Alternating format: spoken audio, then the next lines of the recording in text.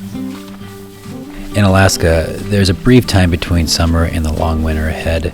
Most people call that season fall or autumn, but to us who live here, the annual moose hunt indicates the changing of the season. There are no professional guides that help us, and we have to figure out every part of the hunt ourselves. And there's a massive amount of logistics that go into a moose hunt. Most moose hunts are not successful. The environment and the terrain that the moose live in is difficult in the extreme. It takes a group of people to be successful at moose hunting. This is not something you can do on your own. My friend was extremely lucky, and his son drew a highly sought-after permit to hunt in an area close to Anchorage. He was excited to hunt with his son, and then, just a few weeks before the hunt, a major accident and injury occurred. This is a story about multiple families coming together and helping him and his son successfully hunt a moose. This is a story about Alaskans.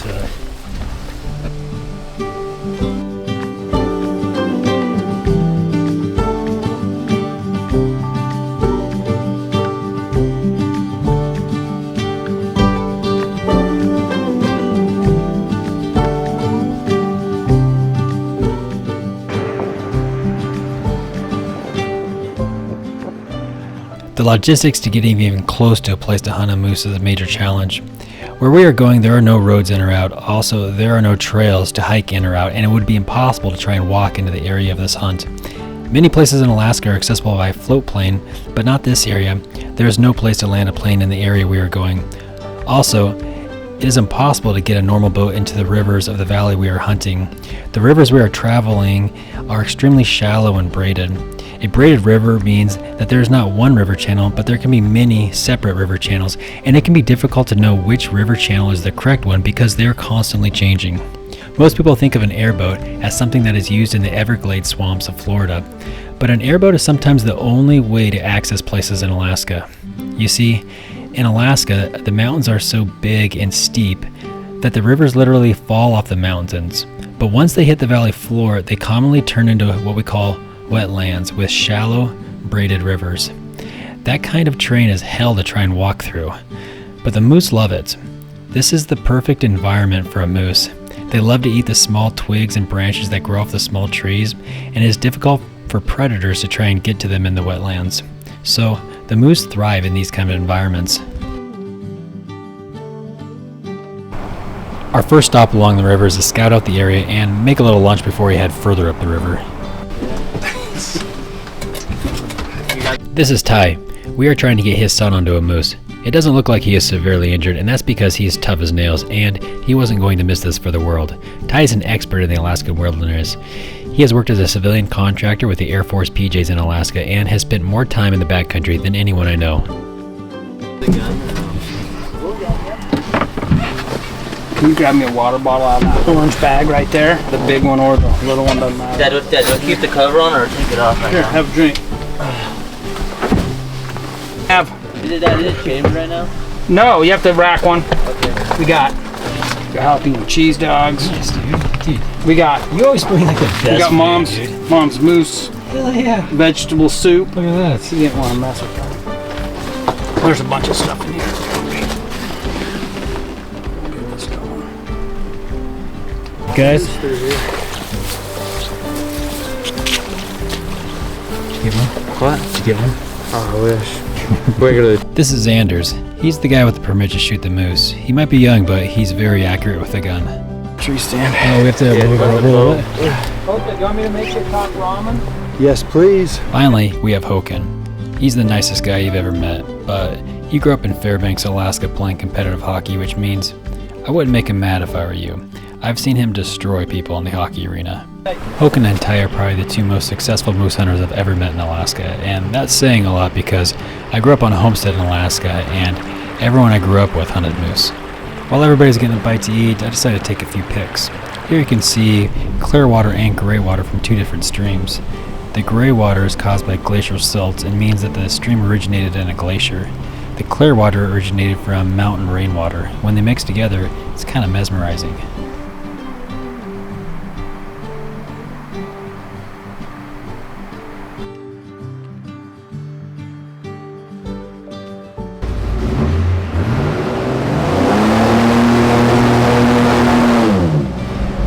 It's time to fire up the engines and continue to head upriver. Operating an airboat is much different than a regular boat.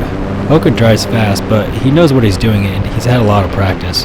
The airboat has a flat bottom and can travel in areas with minimal water. I've seen Håkon drive this thing in less than an inch of water, and that's like 1 centimeter for those Canadians out there. The airboat engine is basically a repurposed automobile engine. The engine in this boat is an LS3 Corvette motor that's rigged up with a belt to spin a propeller. The engine is so loud that we use 2 sets of air protection. The first set of air protection goes in the inner ear, and the second set of air protection goes over the entire outer ear. This way we don't go partly deaf like all the old-timers and our fathers did working around these engines. Navigating these rivers can be a major challenge. We always have GPS and electronic maps with us. Also, local knowledge and experience of these rivers is really essential if you want to stay safe. As we travel up the river, you can see that the trees overgrow the banks of the river, making it impossible to see inland. This is another challenge to hunting these areas. You will never see a moose if you stick to your boat. You have to get out and experience the wetlands if you really want to be successful. Occasionally we encounter other people on these remote rivers, like these kayakers. We slow our boat down and give them as wide of a berth as possible to try and minimize the wake we give them from our boat. We want them to have a good experience out here also, and it is important to look out for each other when you're in remote locations. I've always been impressed that Alaskans make sure others they see in the wilderness are doing well and will always help if there are any problems.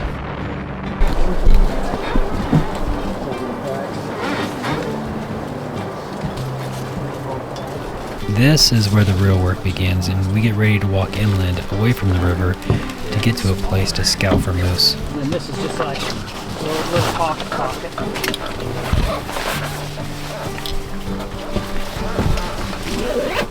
You want to take binoculars in there? Yep. Everything is in here. Okay, there's a kill kit. There's this. Where's your license? My pocket and my pants. Okay. All zipped up.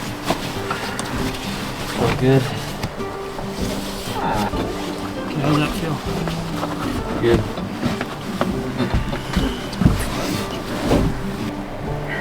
Get out of here.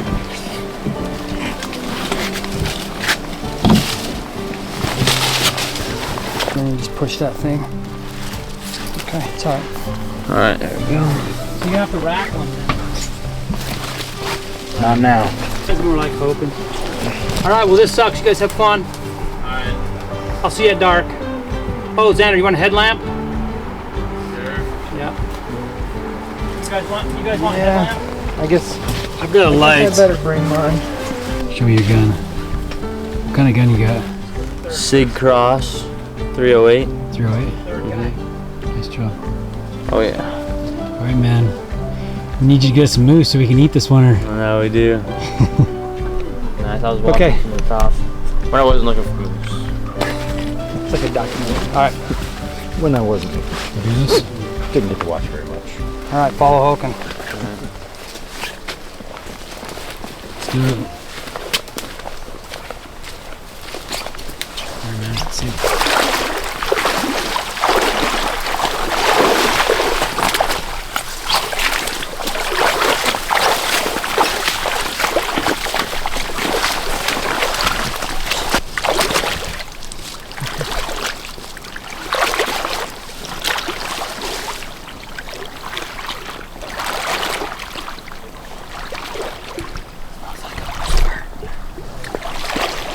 Like I said, these are wetlands, and walking through this kind of environment is not easy.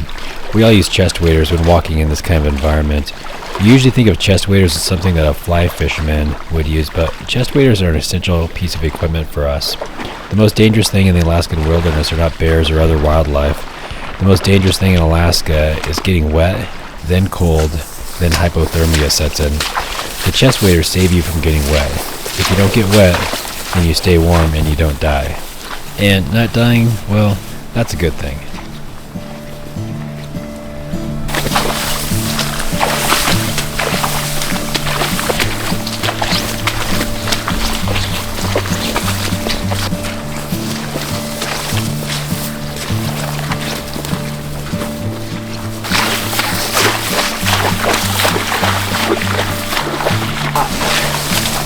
Did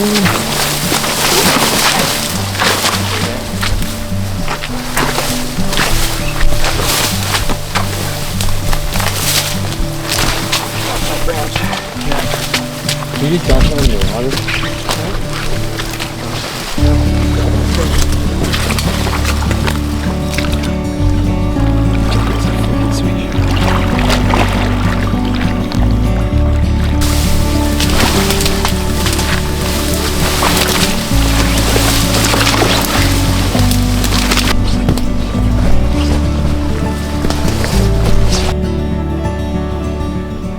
The male moose will grunt and bellow when they're looking for a female.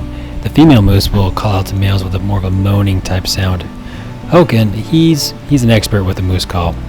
He says it makes him look more attractive. I mean, just listen to this.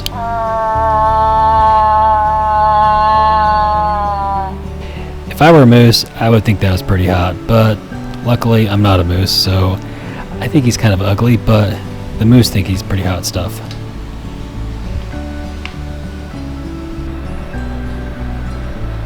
I find moose hunting is less about the thrill of the hunt and more about just being out in the land. There's a lot of standing around and being still and silent while hunting. Being still and silent are two things I'm not good at. Hunting is so different than our normal life that it becomes therapeutic on your soul. I find hunting is about just being present. There's something refreshing and something rejuvenating about being present out in nature. It stands in stark contrast to our modern life.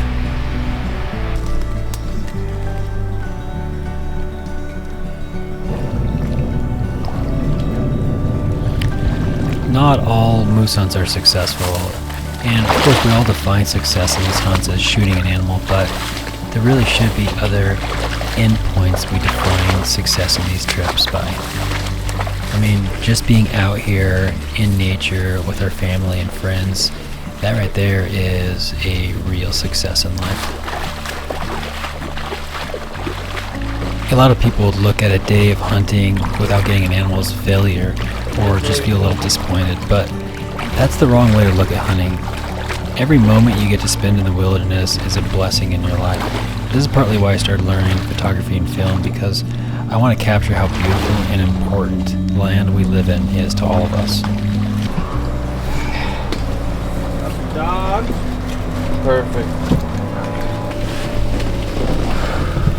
Alright, what I got? How long are you gone for? 2 hours. One of these eat out of? I have one of those. Hoping you got a spoon. Dude, it doesn't look any better than that. There's a spoon. Get in there, man. There you go. Alright, fine, I will sit here. Oh.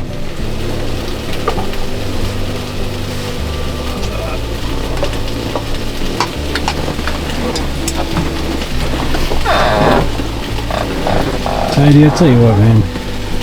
You can come camping with me any day. Thank you. Can you have me your cup? Your cup over here. Man, I was hearing some shots. I was like, oh man, I hope that's you guys. And then I didn't hear any getting text for a while. There's only internet up in that tree stand, I guess it feels like. You know?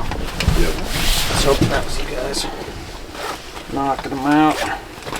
At first light on day 2, a moose walked out into the open, but we're not going to tell Ty's wife or his doctor that he climbed a tree stand.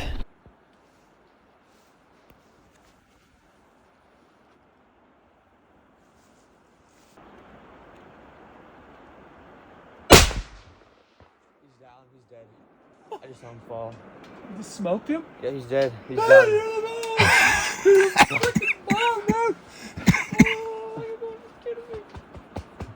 You just smoked another moose right there? There's another moose right there. Oh, good. Let's look at it. Oh, that's cooked. Oh, it's a big cow. Don't shoot another one. Fell, big cow. one bullet, it fell right away. He went flying. Once the moose was shot, reinforcements were called in. As every Alaskan knows, a moose hunt does not end with shooting a moose. In fact, the real work only begins after the moose is shot. We called in another friend with an airboat to come help haul out the moose. In life, it's helpful to have multiple friends with airboats. Let's introduce Mark. Mark is another expert Alaskan hunter. He has just returned from the Brooks Range hunting caribou with his airboat. The plan was for everybody to meet at the river then hike into the moose, harvest the moose, and then hike out. Like it, but, but it's wicked expensive. he doesn't like it, but you just have to tell him no. Yep. Oh yeah. You couldn't believe it, man. We got up this morning, and my alarm kept going off at like 6:30, 6:15, whatever. And I snoozing. I was like, all right, it's like 7, gotta get up. My 7 o'clock alarm went up, got up, woke up Hoke, and climbed up in there. We sat there, we had the little freaking horn, you know. It was kind of just still dark. Yeah. And we see just a dark spot. Yep. And my goggles out, you know, my freaking bull. Game on. Game on, yeah, it was a nice one. And you had a nice big cow. That was a big cow, huh, Hogan? Xander saw the cow, huh? It was big. I did see the cow. It was a big cow. So anyway, but I kept ranging. It was like 320, freaking 350. I was like, man, I don't really have to go and stock in on it. Because that Sig Cross at 308, you had to stand up in the tree stand to see over the bushes to get the shot off. Because it's so, anyway, so Hogan's down there, cuts a freaking shooting stick, and I'm like, that's too short. You know, because it was only like this tall. Yeah, custom one. And so he had to cut another one, you know, full height. And so I kind of braced the bottom, and Xander made me sit down. He's like, gotta sit down. So I sit down, I just hold the shooting stick, you know. Hogan videoed He videoed the whole thing. And Xander, you know, popped one off, and he's like, one bullet from the 308. he's like, it flipped over on his 350 back, and yards, his legs stiffed out. like right away. Where'd you shoot it at? Did you shoot it like couldn't heart find and I it. couldn't lungs? even find a hole.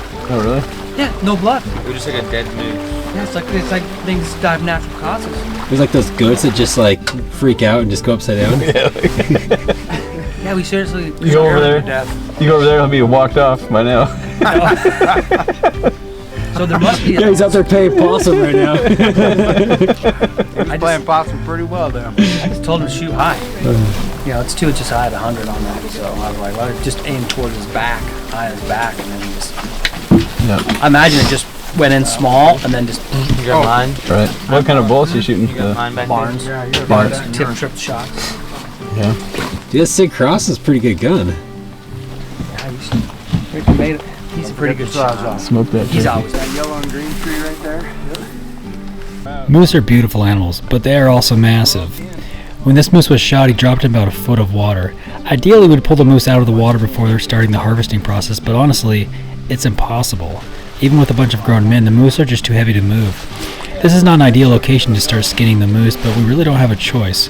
So what we decided to do is have one person constantly holding the moose leg off the ground while the others started skinning.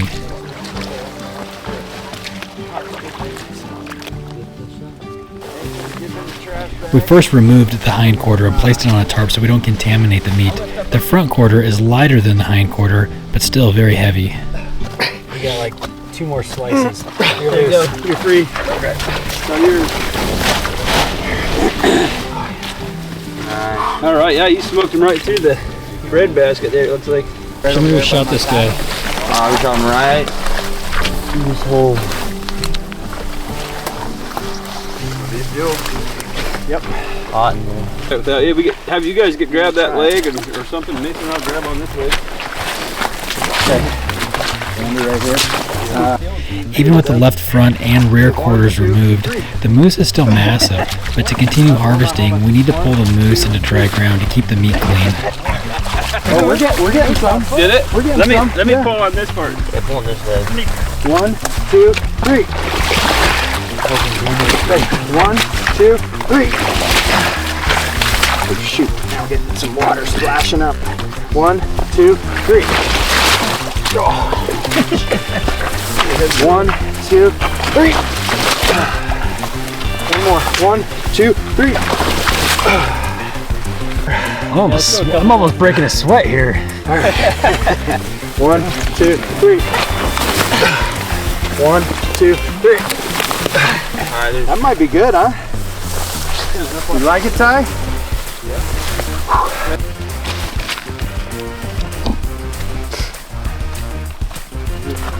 Harvesting a moose is a meticulous process, and it's best done with a lot of help. Also, I'm a firm believer that it's important to get your kids involved with the meat harvesting process at a young age. We take a lot of pride in keeping the meat clean and spotless from dirt and water. We'll be eating the meat with our families over the next year, and we want it to be in perfect condition.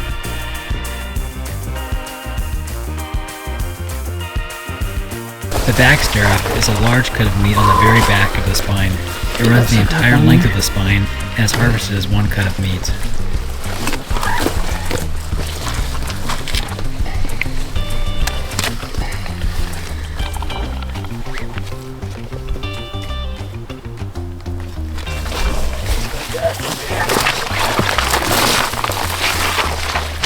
No, that's drop us there. Hang on to that, man. You want me to hold it? Is it one of the comfortable hammocks? Is it one that's come over and beat somebody in the head like me?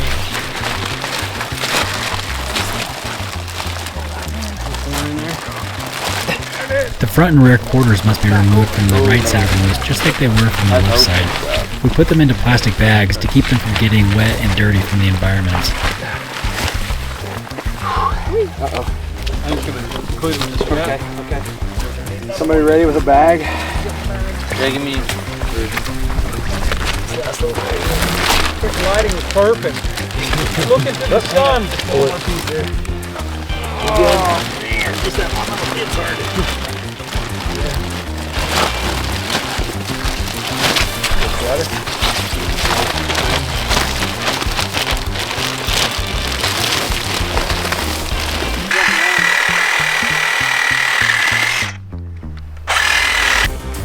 It might seem like a lot of work hunting and harvesting a moose, but it's actually a really cool process and something that's totally unique from our day-to-day lives. And I mean, really, you only live once, so you might as well do something cool like this. Brisket. Meat. The brisket? A little Traeger special. Dang. This is T-loin right here I'm exposing. So you're just ripping off the T-bone? I'm just breaking the connections down in there. The tenderloin is one of the best cuts of meat off the moose. It is located on the underside of the spine, actually in the abdominal cavity. Oh yeah, look at that. Nice work, dude. Beauty. Look at the grain. It is mandated by the Alaska Fish and Game that you harvest the meat between the ribs. It can be a tedious process to harvest this meat, and it is usually harvested in small, thin sections that are not of much use. But Mark has a novel way of harvesting the rib meat he calls rolling the ribs. He harvests this meat along with the flank meat as one large cut. The meat is usually processed into breakfast sausage. We all stand back and watch Mark tell a story and work his magic. Yeah.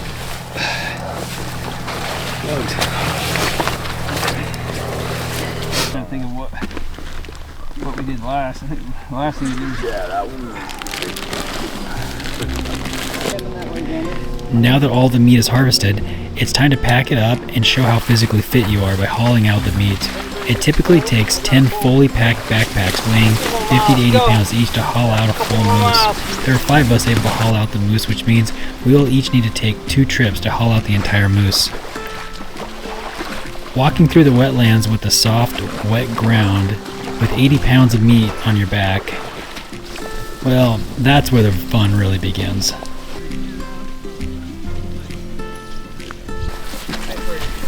There's a lot of pride and satisfaction in harvesting your own meat. The moose meat is perfectly clean without any kinds of preservatives, chemicals, or antibiotics. The meat you buy in a grocery store is much different. The meat from a moose is much more lean and healthy and has a higher protein content. There's also a lot of pride and satisfaction in accomplishing something like a moose hunt with your friends and family. Doing hard things like hunting builds bonds and relationships between family and friends. It's been like a hard landing. You did it. That's a good picture right there. We take a quick break and are slightly dreading the walk back to the moose, but we need to get back relatively quickly because it won't be long before bears start to come into the harvest site, and if a brown bear gets to the meat first, well, there's no way that we'll get it back from him. Might not get it off the down, then we have to build some up and out. They don't like it.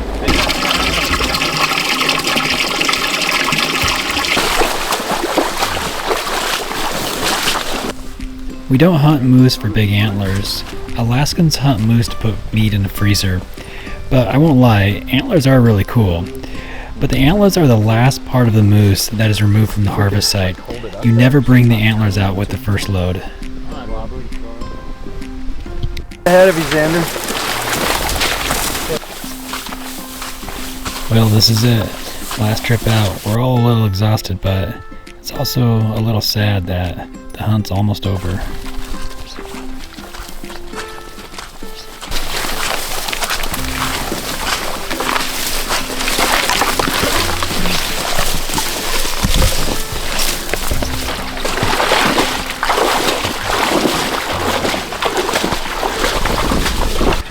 The last thing to accomplish is just pack everything up and get the boats down the river before it gets too dark. The sun sets and it gets dark much earlier this time of year compared to the summertime when it is light all day and all night. Congratulations to Xanders for getting his first moose. That was a pretty impressive shot, and it was a great experience for all of us involved. Oh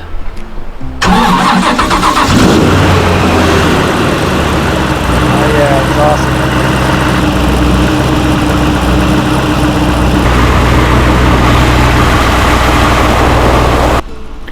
Whenever we're heading back home out of the backcountry after a great trip, I always recite in my head a few of the lines from a poem that I memorized as a child.